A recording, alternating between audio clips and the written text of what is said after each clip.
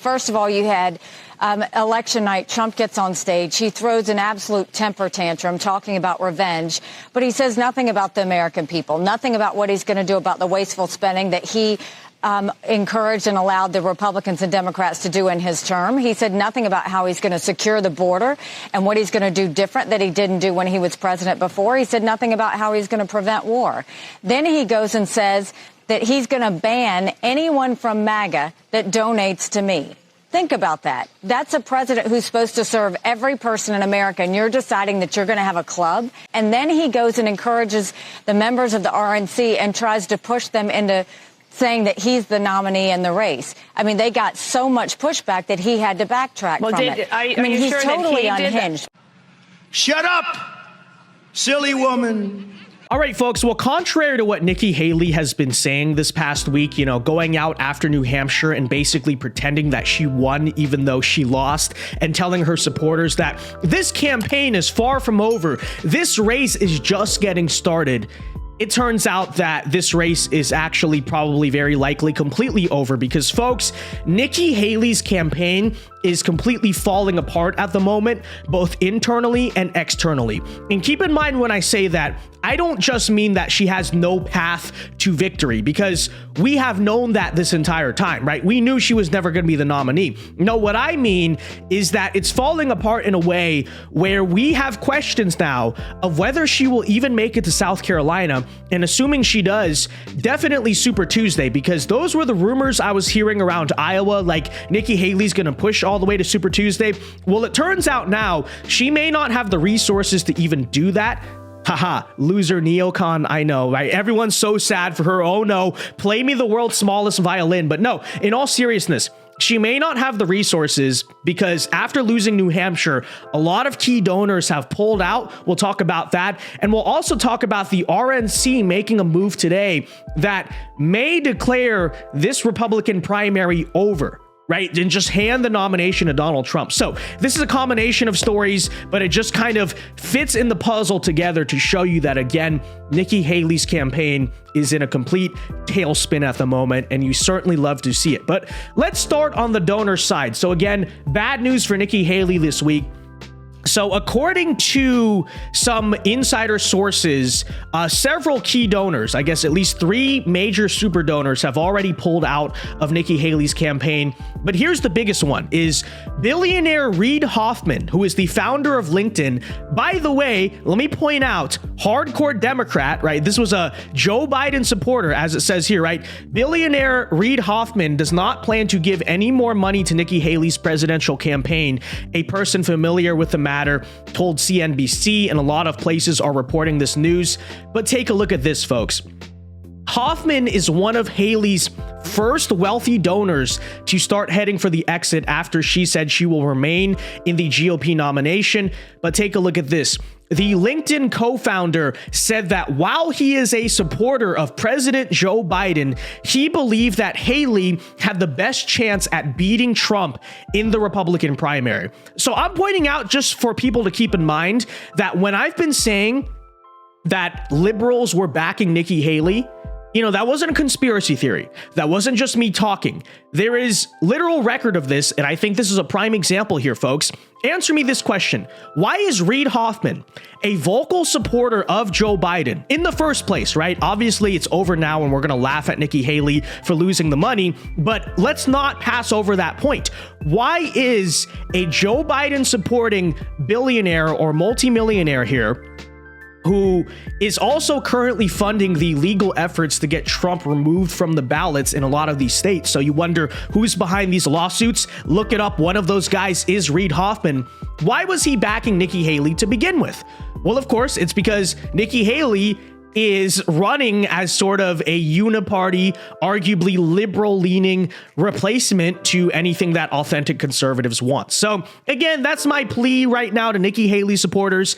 Ask yourself that question. Why has Reid Hoffman been giving Nikki Haley money? The answer is clear. And better yet, if you want to say, oh, well, it's not Nikki's fault that Democrats are supporting her, I again ask the question, okay, even if it wasn't in collusion, which it probably was, but even if it wasn't, why is her message resonating with Joe Biden supporters. I'm not talking about centrists or independents. I'm talking about a guy who says he is a supporter of President Joe Biden and will vote for Joe Biden. You know, so why are Nikki Haley's ideas appealing to Biden supporters? Anyways, just saying that to verify the point I've made for a long time, which is, again, the uniparty is behind Nikki Haley. But still, of course, regardless, the big news story here today is that Reid Hoffman has officially given up and will not be giving her any more money, and he's not the only major donor to do so. So again, this is the question is, if Nikki Haley wants to continue stubbornly running this campaign, how is she going to do that without money? It's an open question, right? But that is checkmate number one for Nikki. After this week is, again, the money is drying up out of her campaign. Part number two, though, folks, take a look at this. Take a look at this. We got a report saying that the RNC is reviewing to draft a resolution that, if passed, would declare Donald Trump to be the party's presumptive 2024 nominee. So I don't know if that means that they would abandon the rest of the primaries or just let them happen, but this would effectively end the race, right? So that's checkmate number two for Nikki. This is certainly not good news for her, right? And I know this is a report, but Tyler Boyer, who is, a part of the RNC, or he's participating, whatever, he confirms, I am co-sponsoring this resolution. It is true. So even if Nikki Haley wants to run a campaign at this point on no money and no resources and no nothing, it may not even be possible because the RNC might just be declaring the race over, which I will say I do have torn feelings on. And I'll tell you why in a second. In fact, let me just present to you Donald Trump's opinion on that. He says, while I greatly appreciate the RNC wanting to make me their presumptive nominee, and while they have far more than the necessary votes to do it, I feel for the sake of party unity that they should not go forward with this plan, but I should do it the old-fashioned way, right? And finish the process at the ballot box. Thank you to the RNC for the respect and devotion you have shown me. Trump 2024. And I will say, in fairness to Trump, I do get that argument, right? Part of me wants Nikki Haley to stay in this race till the very end so she can keep losing, she can keep damaging her credibility. And let me tell you, all the talk she has made about how I'm from South Carolina and we love South Carolina so much. When she loses South Carolina, that will be a spectacle to watch, okay? And listening to her cope and cry about it and just the optics of that, in my opinion, will be very good for this movement. So, I'm not morally opposed to it. However, there's a counter argument to be made that we're wasting time, we're wasting money, although Nikki, seems to be running out of money, but it is true, right?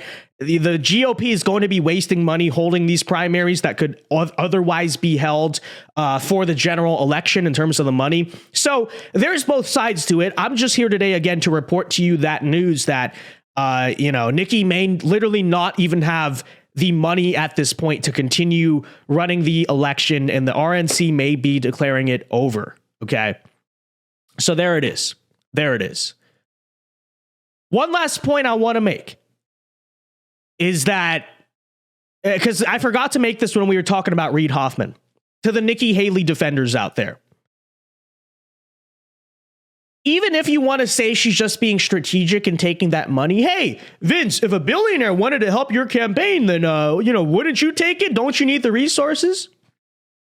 Either A, it shows that Haley is deeply in bed with these people, or B, like I said, she agrees with these people 100% and that's why they're backing her, or C, she is such a sellout, which I think this is very true. She will do anything for a check. She's such a sellout that she doesn't care who she takes the money from. This is the story with Boeing, right? She sat on the board of Boeing after giving them a bunch of subsidies as governor. And then you wonder why, I wonder why Nikki Haley is such a war hawk in this election. I really wonder the reason why. This is, of course, the case. And maybe I'll bring this up lastly. The final reason Nikki Haley's campaign is in a complete tailspin is, of course, New Hampshire was her best shot at challenging Trump. And why was that? It's because, A, the politics of New Hampshire, there's a lot of independents. It's sort of a weird centrist state here, right? But also, B, it's an open primary, right? You can be undeclared and go vote in that election. And then, you consider it's New Hampshire and all that stuff. It was the perfect storm for Nikki to be competitive. When you go forward and look, yes, are there some other open primaries? Sure. But the numbers are not there for Nikki to be nearly as competitive. So you take a look at this, right? Just to give you an example, these were the average voters. And we've seen a lot of these videos, but I'll play one for you here today of the type of people who were voting for Nikki Haley in New Hampshire. So take a listen. Versus Biden, what are you going to do? That really puts me in a quandary. I frankly am more scared of another Trump term than another Biden term. Low voted for him twice. I don't know that I could, in good conscience, vote for him again. I mean, he does things that we teach our children not to do. I would probably end up either voting for myself as a protest or for Biden. So, again, right? This is how to answer the question from some people like, how is Nikki Haley even competitive in New Hampshire? It's because these were the type of people voting for her. Some of them can claim they're Republican, and I'm sure some registered as Republicans just to vote. But en masse, these are people who are going to vote for Joe Biden. Okay? That is Nikki Haley's coalition. That's the reason why she was competitive. Of course, like I said, what is the problem for her going forward? Is she claims, hey, look, I actually did okay in New Hampshire, even though you came in second place. But if these are the type of people voting for you, you're not getting the vote of conservative. In fact, I think they did a poll that like 70% of Trump voters identified as conservative and like 27% approximately, right? There was some like errors in the polls, but it was like approximately 70% of Trump voters identified as conservative, 30% said they weren't. And those numbers were almost flipped exactly for Nikki Haley. I think for Nikki Haley, only 27% in the exit polls after New Hampshire said they were voting because they were conservative, right? So that's what happened in New Hampshire. We know how the Democrats tried to play spoiler and all that. But again, after this, it is a very conservative electorate, even in South Carolina. Right, even in South Carolina, New Hampshire, kind of a weird state. People are willing to go make the protest vote. South Carolina is a Republican state. And Trump is dominating the polls there, and Super Tuesday is going to be the same story. So again, this show just all coalesces to really beg the question, why is Nikki Haley even in this own race? I don't have a firm answer to that question. My theory, I will tell you, this is my theory on it, is partly it's ego. I think part of it also is to kind of spite Trump. Because I'll tell you what happened. This is my theory on what happened, which is Nikki Haley, through a lot of this campaign, thought she might have a shot at being the VP. And unfortunately, we did hear some of those reports. I don't know how true that is, but it seems pretty clear to me now that she's not going to be, right? So I honestly, to tell you the truth, I think what Nikki's trying to do is say, okay, well, screw Trump. If I'm not going to be the VP, if he's not going to give me a position, then I'm just going to do this to spite him, right? I'm going to waste his time. I'm just going to try to be a thorn in his side as much as possible. I think it's an ego thing. I have no idea, though, to tell you the truth. Maybe some of the donors are telling her to stay in. But again, even that story doesn't exactly make sense if, like we reported, after New Hampshire, a lot of the donors are pulling out. So I have no idea. All I know is this is hilarious to watch, and we'll have to see what happens next with South Carolina. With that said, folks, let me know your thoughts on all of this in the comment section down below. Why do you personally believe Nikki Haley is still in the race? Do you agree with my assessment that forget winning any primaries, it's going to be hard for her to even keep running a campaign at this point?